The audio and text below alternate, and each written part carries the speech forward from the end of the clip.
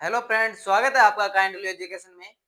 तो आज हमारे इस वीडियो में ये बात मुख्य रूप से बीएसटी वाले एग्जाम के लिए बात रहेगी, क्योंकि बीएसटी एग्जाम अभी नजदीक आ रहा है। यानी 1 जून को बीएसटी एग्जाम है। हम उसको ध्यान में रखते हुए राजस्थान जीके के जो प्रश्न ले रहे हैं, हम यानी राजस्थान कल्चर के क्वेश्चन ले रहे हैं। राजस्थान जीके का अच्छा खासा वेटेज रहता है बीएसटी में, बीएसटीसी में। तो मैं आज ये प्रश्न करा रहा हूँ आपको 10। आप ये मान लेना कि इस 10 क्वेश्चन से बाहर नहीं जाएगा। आपको मैं 10 क्वेश्चनों को खोल के रख दूंगा, तो आप ये मान के चलना कि ये 10 क्वेश्चन है ना, आपके लिए रामबाण साबित होगी। आप 1 जून को बैठोगे ना एग्जाम हॉल में, तो आप मान लेना कि इनके अलावा बाहर नहीं जाएंगे। ठीक है, तो आज हमारा पहला क्वेश्चन क्या रहेगा कि पटुओं की हवेली कहाँ पर है। यानी पटुओं की हवेली की बात की जाएगी कि पटुओं की हवेली कहाँ पर है। तो आपको ऑप्शन में दिया जाएगा जैसलमेर।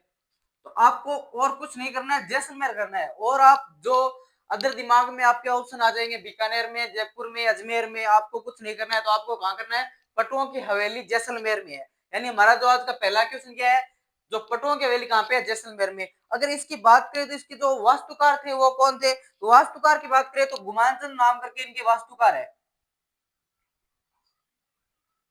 यानी गुमानचंद गुमानचंद नाम के वास्तुकार है, वो इसके वास्तुकार है, गुमानचंद वाकना। ये इनकी क्या है, वास्तुकार है। ठीक है, हमारा पहला क्वेश्चन कंप्लीट हो गया। मैं बीएसटीसी के लिए बहुत ही बढ़िया सीरीज लेके आ रहा हूँ कि पटुओं की हवेली कहाँ पे है, तो जैसलमेर में है। दूसरा क्वेश्चन हमारी कहाँ पे है, नतमल की हवेली कहाँ पर है। यानी हवेली की दो मोस्ट इंपोर्टेंट हवेली यही है।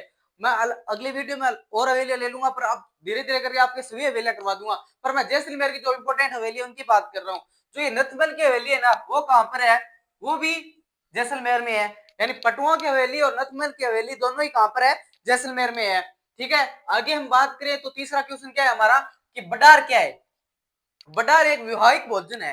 अगर आपको यह दे दे कि बडार क्या है, तो आपको ऑप्शन में ध्यानपूर्वक पढ़ना है। सामूहिक विवाह भोजन भी आ सकता है, यानी ये सामूहिक रूप में भी करते हैं हम। यानी जो हमारे बारात जाने से पहले हम जो भोजन कराते हैं उन्हें बडार कहा जाता है। ये बडार मतलब विवाहिक भोजन से पहले भोजन कराते हैं हम, विवाहिक भोज करवाते हैं विवाह से पहले। ठीक है, तो बडार क्या है, वो ऑप्शन आपको बडार एक टर्म दे देगा कि बडार क्या है। तो आपको ऑप्शन अलग अलग कर देगा कि एक नई किस्म है, या नई कोई प्राकृतिक है, या दूसरा दे देगा विवाह से भोजन करवाना या सामूहिक भोजन करवाना। तो आपका उत्तर क्या रहेगा कि विवाह का भोजन करवाना बडार होती है। ठीक है, हमारा चौथा प्रश्न क्या है, देव जुलनी एकादशी कब बनाई जाती है। ये भी मैं अलग अलग क्वेश्चन हर प्रकार के लेकर आया हूँ आपके लिए 10 क्वेश्चन। तो चौथा क्वेश्चन क्या है कि देव जुलनी एकादशी कब बनाई जाती है। तो आपको याद रखना है कि देव जुलनी एकादशी कार्तिक शुक्ल एकादशी को बनाई जाती है, क्योंकि देव जुलनी एकादशी का मतलब होता है कि ये देवठनी ग्यारस है।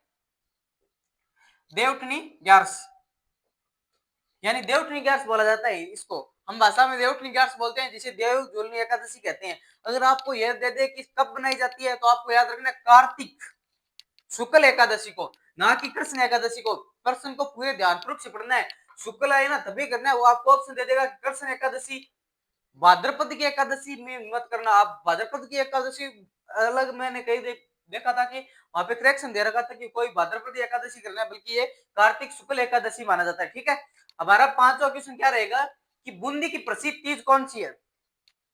आपको कंफ्यूज करा रहा है, बूंदी की प्रसिद्ध तीज याद रखना, बूंदी की प्रसिद्ध तीज बुझ रहा है, बल्कि जयपुर की प्रसिद्ध तीज आपको नहीं बुझ रहा है। यानी जयपुर की प्रसिद्ध तीज तो कौन सी है, गणगौर वाली तीज है। और जो बूंदी की प्रसिद्ध तीज है वो कौन सी है, कजली तीज, जिसे हम क्या कहते हैं, सातुड़ी तीज भी कहा जाता है। सातुड़ी तीज भी कहा जाता है। यानी भाद्रपद के जो कृष्ण माह में तृतीया आती है उसे कहा जाता है कजली तीज, सातुड़ी तीज, काली तीज। यानी इसके नाम है, ये 3-4 नाम है। पर आपको ध्यान में क्या रखना है, बूंदी की तीज की प्रसिद्ध कहाँ की तीज है, ये कजली तीज बूंदी की प्रसिद्ध है। ठीक है, जिसे सातुड़ी तीज भी कहा जाता है। ये भाद्रपद माह की कृष्ण तृतीया को आती है। यानी भाद्रपद माह का जो कृष्ण की तृतीया होती है वहां पे आती है। ठीक है, और जयपुर की कौन सी है, गणगौर वाली तीज है। यानी वो जयपुर की प्रसिद्ध है, बूंदी की है। दोनों में एक चीज तो आपकी कंफर्म आएगी, क्योंकि यहाँ पे बीएसटी से एग्जाम है, मान के चलो इतने टफ क्वेश्चन आने नहीं है, तो इन्हीं से आने हैं। ठीक है, तो आगे की हम बात करते हैं। हमारा छठा क्वेश्चन क्या रहेगा, लठमार होली कहाँ मनाई जाती है। अब लठमार होली कहाँ मनाई जाती है, लठमार होली। ठीक है, लठमार होली कहाँ मनाई जाती है, करौली में। यानी लठमार होली कहाँ की प्रसिद्ध है, करौली में। किसके द्वारा, यानी किसकी याद में मनाई जाती है, तो महावीर जी के ध्यान में मनाई जाती है। महावीर जी के ध्यान में ये लठमार होली मनाई जाती है। लठमार होली पे इंपॉर्टेंट है, ठीक है। हमारा 5वां क्वेश्चन मैं कह रहा हूँ 5 क्वेश्चन पे और चौथे क्वेश्चन पे आप बहुत ज्यादा कंफ्यूज मत होना, क्योंकि चौथा और 5वां क्वेश्चन हमारे जो टॉपिक दे रखा है तीज और त्योहार और मेले, वहां पे त्योहार और मेले में आपको यह दोनों याद रखनी है। अगला जो वीडियो आएगा वो मैं अलग अलग करा दूंगा, फिर इसमें दोनों याद रखना कि आपकी बूंदी की तीज कौन सी है, कजली तीज है, और देवउठनी कब मनाई जाती है, कार्तिक शुक्ल एकादशी को। हमारा छठा क्वेश्चन लठमार होली कहाँ की प्रसिद्ध है, तो आपको करौली की बता देनी है, किसके लिए, तो महावीर जी के लिए ये प्रसिद्ध है, ठीक है। हमारा 7वां क्वेश्चन क्या है, गोठ मंगलोद का संबंध किस लोक देवी से है, यानी जो गोठ मंगलोद थी वो किस लोक देवी से है, तो वह है दधी माता से। यानी ये दधी माता गोठ मंगलोद का संबंध है ना, वो किस लोक देवी से है, जो गोठ मंगलोद थी वो कहां पर है, ये याद रखना है। गोठ मंगलोद आपको बता दूं नागौर में पड़ता है ये, है नी, यानी नागौर, राजस्थान के नागौर जिले में गोठ मंगलोद को कहां के लिए, दधी माता के लिए प्रसिद्ध है, ठीक है। आगे बात करते हैं, तो हमारा 8वां क्वेश्चन क्या रहेगा, स्वांगिया माता जोधपुर में, आपको गलत छांटना है, यानी स्वांगिया माता जोधपुर में है, रानी सती झुंझुनू में है, नारायणी माता अलवर में है, और करनी माता बीकानेर में है। तो आपको ध्यान में रखना है, आप इसी में अगले 4 क्वेश्चन करा रहा हूं, रानी सती माता झुंझुनू में सही है, आपको याद रखना क्योंकि एक सती देवी है, सती देवी है, ठीक है। ये कहां पे है, झुंझुनू में है, क्योंकि यहाँ पे नारायणी देवी ना वो एक पहली सती हुई थी, यानी महिलाओं में जो पहली होने वाली सती कौन है, नारायणी देवी, जो सती दादी के रूप में भी जाना जाता है।